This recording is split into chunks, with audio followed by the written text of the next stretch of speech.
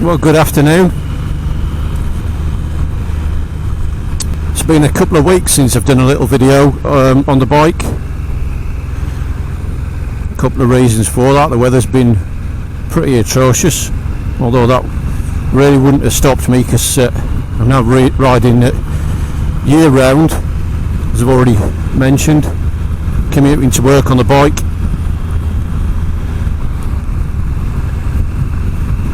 Unfortunately, as somebody who suffers pretty long term from a back injury, I've been laid up with that on all manner of painkillers and feeling a bit spaced out.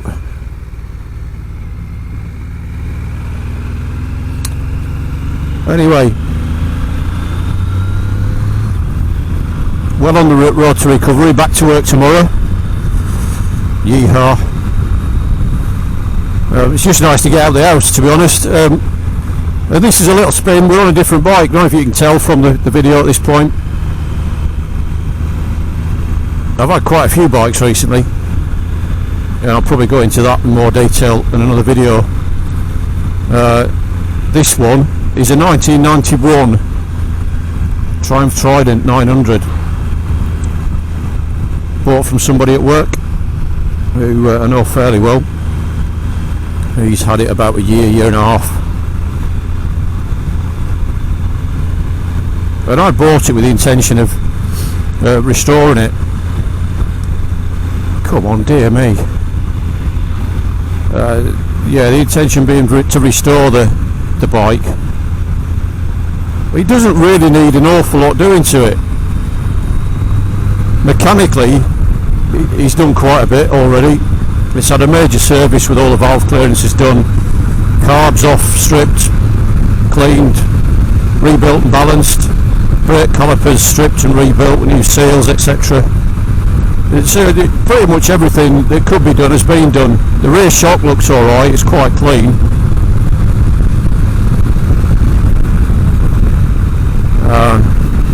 And it rides pretty well. I have to say, it pulls well. It needs a really deep clean. There's a very minor tear in the seat cover, which I'd intended doing. I got a new yoke for it. If you look down, I don't know if you can see that now. The yoke's quite tatty from where keys have scraped along it from countless rides since 1991. So I got a yoke from some parts dealer on eBay, so it's going to fit that. It's got some really weird and wonderful mini indicators on, which look horrible. So I've got some as near to original looking indicators with the amber lens covers to put on it. A new chain and sprockets. It's not desperate for that yet, but it's something that I wanted to do when I stripped the bike down. The intention being all the bodywork off, the tank off, wheels off, perhaps even the swing arm out, but I should have been able to get in enough to clean properly everything that I needed to with all that off. And then the worst thing of all is somebody at some point in time has seen fit to respray this thing in a sort of a black and silver. You can't see it from here. I'll try and get off the bike in a minute and show you. It's a black and silver with a sort of multicoloured sparkle effect going through, especially the black, which you can really pick up in the sunlight. And I suppose from some angles it's quite striking. If that's to your taste. Sparkly bikes and all that. Especially multicoloured sparkles. What? Really? Anyway, that's the paint job on it. So my intention was, as I said, strip it down, clean it, and get it resprayed in a nice British racing green colour, which was one of the original colours for this model of Trident. It was all green with a silver Triumph on the tank, the Trident decals on the side panel, and I think part of the side panel was actually silver as well, but I probably would have just left it all British racing green if I'm honest. The next model out had a really nice sort of cream panel on the tank here, with the gold piping around the outside and then Triumph in gold lettering, and that looks really nice, but it wouldn't have been as original to this model, plus it would have been more expensive. So yeah, plain old British Racing green, with the silver Triumph badge on it, recover the seat, and Bob's your uncle.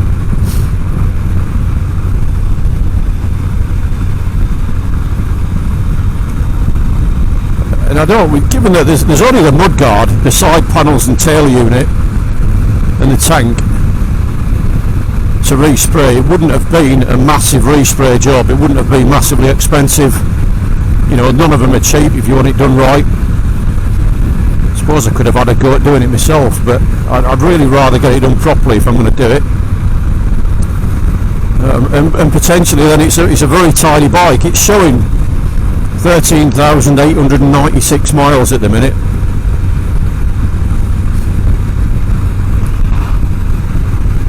Whether that's genuine I don't know, because the one downside with the bike is there's no paper documentation.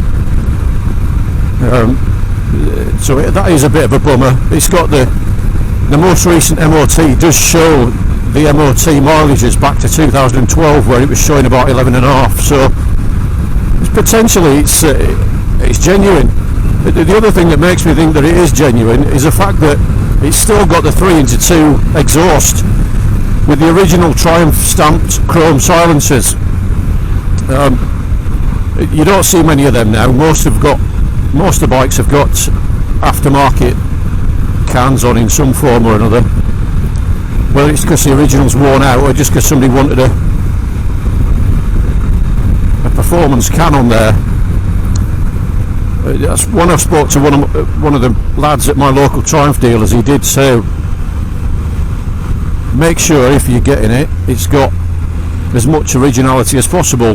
One of the things being the end cans, and this one does.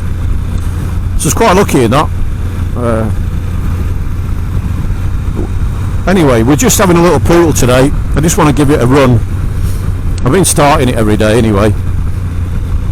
And the reason being is none of what I've just mentioned is going to bloody happen. The bike is currently up for sale on eBay. Boo! Boo hiss. I'm a bit gutted actually, because I was really looking forward to doing this. It's my first proper restoration project. I'd done some odds and sods to the Scrambler obviously, which I've detailed in another video. But this was going to be my first little restore project, and I was quite looking forward to it. But it ain't going to happen now. The reason being, we might be having an unexpected or more unexpected than expected house move later in the year. And firstly, I just don't want to start something that's going to be halfway through at the time of any potential house move. And secondly, I could do without the expense of it, if I'm honest.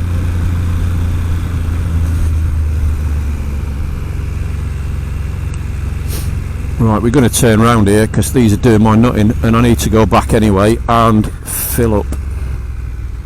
So you've got to be careful on this bit. There's no end of tractors and trucks that go down this bit of road, spilling God knows what.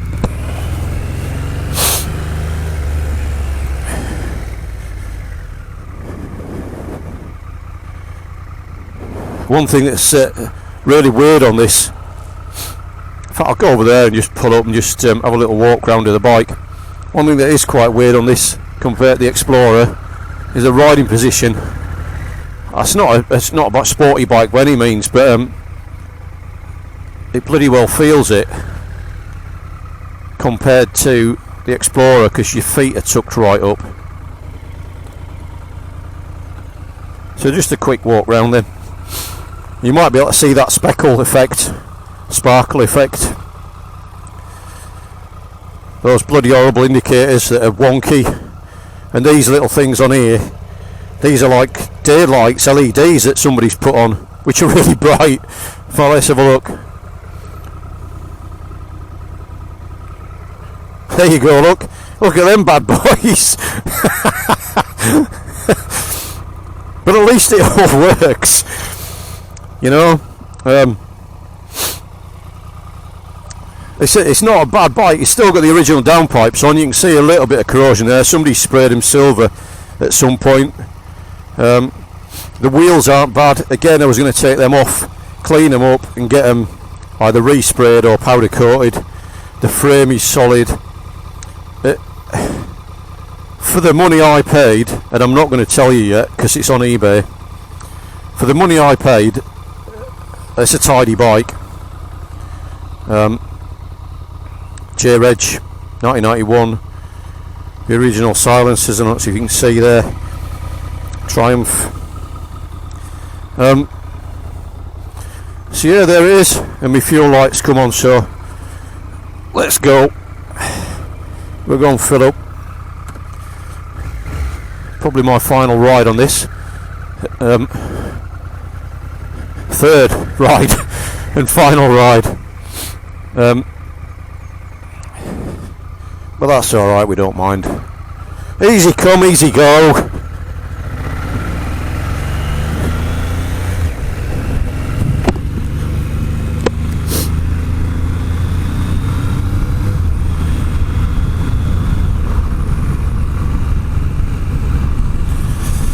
So I just want a quick blast anyway. Let's make sure it's all running right for whoever does buy it. There's nothing worse than well, I've never had it actually, but I can imagine there's nothing worse than somebody turning up to buy a bike or a car or whatever, and either the bloody thing doesn't start or something's going wrong with it. But this really pulls. I mean, we've got 4,000 revs on there at 50 miles an hour. An hour? That sounds Norfolk, doesn't it? It's supposed to be from Barnsley.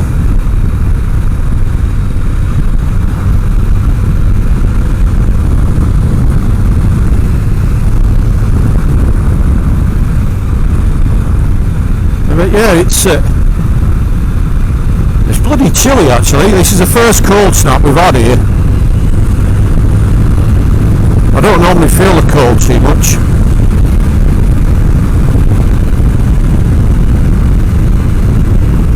But it is a little bit nippy. Nice clear skies, but nice clear roads mainly. I'd expected it all being dry if I'm honest, and there's still that damp sort of sheen to the top of the road.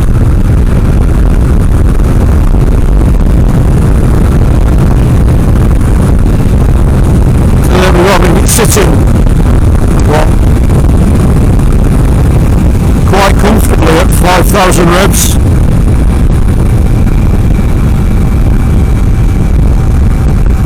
We're 60 miles an hour with 4,000 revs, so guess the speed.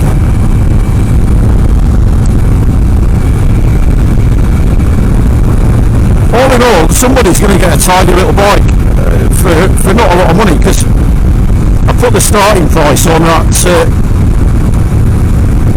exactly what I paid for it. That's all I wanted, just to get back what I paid for it. Well, a little bit more would be nice. We'll see how it goes. With 2 days in on the auction and about 5 left to go, and there's 131 people watching it. I've had message after message today asking about it. I think these bikes at some stage will become a little bit collectible.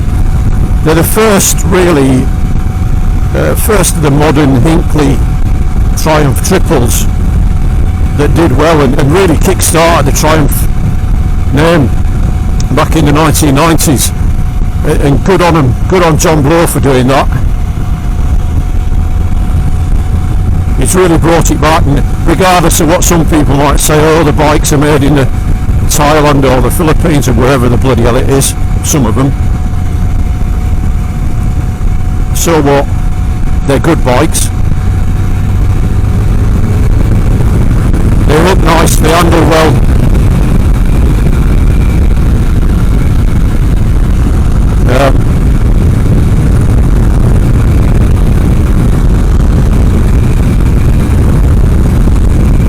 And they're trying to do well, and that's all for the good. We, you know, went through a phase of the 70s, and certainly the late 70s and 80s, where got no British manufacturers really producing anything decent on a large scale. So your choice was niche BMWs, which were good, but they were all much of a muchness in my opinion. Dodgy Italian things, or the Japanese manufacturers. You know, there's nothing wrong with that. You know, the Japanese manufacturers are bloody brilliant, successful for a reason. I've plenty of Jap bikes, they've all been great, but it's just nice to have Triumph back, and this is one of the bikes that started that sort of renaissance. So anyway, there it is, a little blast out, my first of 2016, due to a back injury. Get all your tiny violins out for sympathy.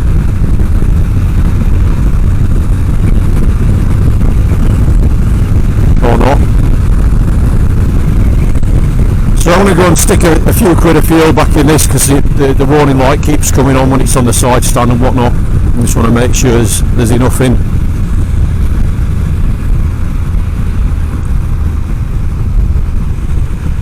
And then a quick clean down and back in the garage, and it'll be started up each day for the next week until somebody picks it up.